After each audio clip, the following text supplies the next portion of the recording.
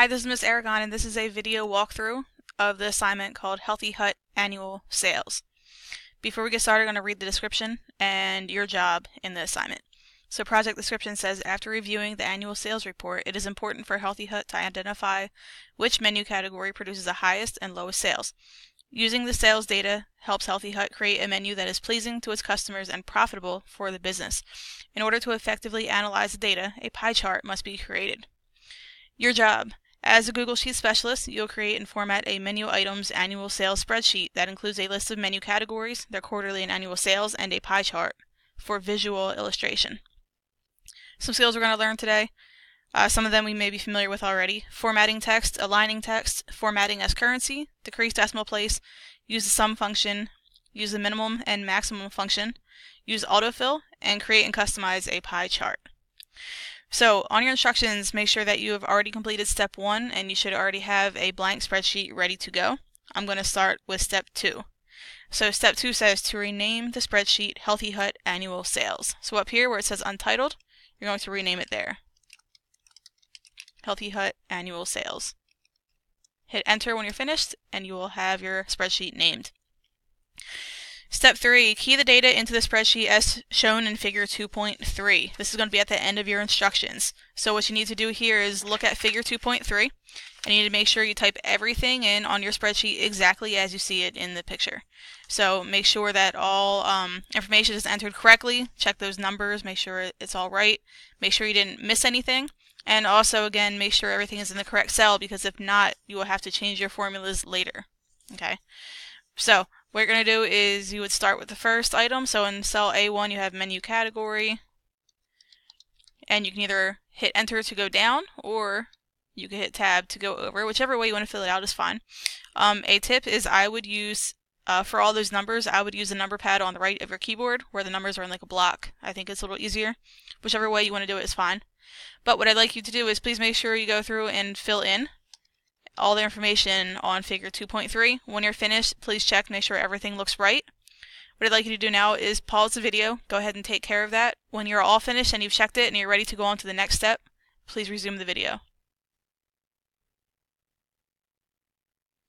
Alright, now that you've completed step 3, again please check and make sure everything is in the correct spot. We're going to move on to step 4. Step 4 says to format row 1 as bold. So this is row 1 right here. If you actually click on the number 1, that will select the entire row, and then you can click the bold button. Step 5, format the text in cells A9, A11, and A12 as bold. Okay, so we need A9, 11, and 12. 10 is blank, so actually you can click on A9, hold the mouse down, and just drag down to 12. Since 10 is blank, it doesn't matter. You can select that as well. And then you're going to make those bold. Alright, step 6 moves into formulas. So first we're going to use a sum formula to add things up. So step 6 says in cell F2, so click in cell F2, key a formula or use a sum function to calculate the annual sales for sandwiches. So it says in cell F2, type in, remember all formulas start with the enter sign, so start with the enter sign. Or I'm sorry, the equal sign. So equal sign and then sum. Then you need a parenthesis, and we're going to tell it which cells we want to have included. And annual sales for F2, this is going to be the annual sales for sandwiches. So we need B2, C2, D2, and E2. So we're going to put B2, the first one, colon, and then E2. And you'll see that it selects everything in. It selects all 4 quarters for sandwiches. So hit enter, and now we've got our annual sales. So that is a total from quarter 1, 2, 3, and 4 for sandwich sales. Step 7, use autofill to calculate the annual sales in cells F3 through F7. So that's these right here. Because we've done this already for sandwiches, if we drag this little square all the way down, it will automatically do the formulas for salads, soups, smoothies, desserts, beverages, all the way down. And you can look, if you are interested, you can look, select different ones and see up here that now we've got B3 through E3, B4 through E4, which are these, and all the way down. Alright, step 8. In cell B9, which is right here, Key the formula or use the sum function to calculate the total sales for quarter 1. Okay, so we need to find out the total for all of these items in quarter 1. So again, formulas start with an equal sign, and then we're trying to find the total, so sum, parentheses, and then we need to include all of these cells here. So the first one would be B2, again, colon, and then we need to go down to B7 so that we include all of these items. And then close your parentheses. Hit enter, and it will calculate that for you. Step 9, autofill again. So use autofill to calculate the totals in cells C9 through F9. So again, we need to do quarter 2, quarter 3, quarter 4, and annual sales.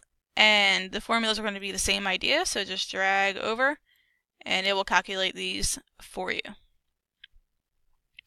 Step 10, in cell B11, which is right here, key a formula or use the max function tool to calculate the highest sales for quarter 1. Okay, so this is a slightly different formula than we used before. What the max formula does is it finds the number out of the cells that you select. It finds the highest number and it lists that for you.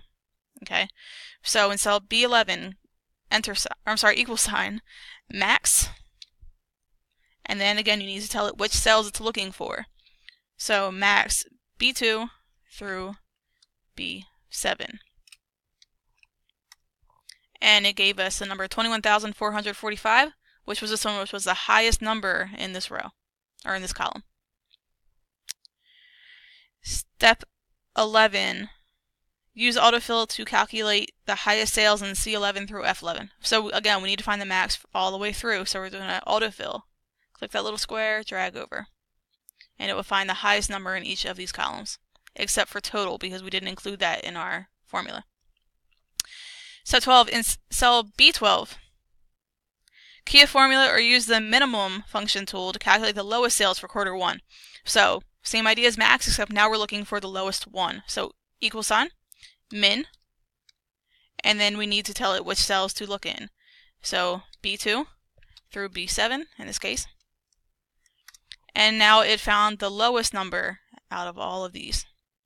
Okay, so now we need the lowest number for quarter 2, quarter 3, quarter 4, and annual, so we can autofill. All right. That was step 13 to autofill. So step 14, right align columns B through F and format them as currency displaying 0 decimal places. So that would be currency rounded. We have no change in any of these numbers, so we do not need the decimal places.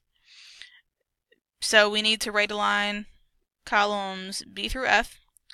So click on B, hold down the Shift key, and then click on F, and you can select all of those. Right align, which is up here. It might be under an item called More. So if you don't see that here, look around this area, you'll see something that says More, and you should see it there. Before we click away, we need to do something else. We need to do the currency. So we need to go up to Format, Number, and then go to Currency Rounded. Notice this one has no decimal places. And now it changed all the numbers, formatted them to have the $sign and also commas if it's more than 1,000. Step 15. Okay, so these next few steps are going to show us how to create a pie chart from the information that we have. We want the pie chart that we're going to have to show the annual totals. So we want the pie chart to tell us which item we're talking about and what the annual sale was for that. So what we need to do is we need to use the data in cells A2 through A7, which is this one, and F2 through F7, which are these, to create a pie chart. Okay, so here's a little hint. To select non-adjacent cells, so these are not next to each other, they're non-adjacent. Select cells A2 through A7. Okay, so click and drag. And then hold down the Control key on your keyboard, and then select cells F2 through F7. And you should see that you have both of those items selected. Now, if you make a mistake here, don't panic. Remember, you can hit that undo button if you need to. Okay. So now that we have these selected, you can go up to Insert, and then down to Chart. Alright, so we have this big chart editor that pops up, a lot of options here. What we need to do is go to Chart Type, and select the pie chart, which is the second one. Alright, Now there's a few things here. We're not done with the pie chart yet. We need to format it a little bit differently.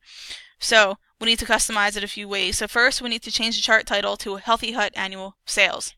To do that, we need to go over to Customize, and then we need to go to Chart and Axis Titles, and we need to change the title from Annual Sales to Healthy Hut Annual Sales. Okay, and you'll see that automatically it changed that title for us after we type that in.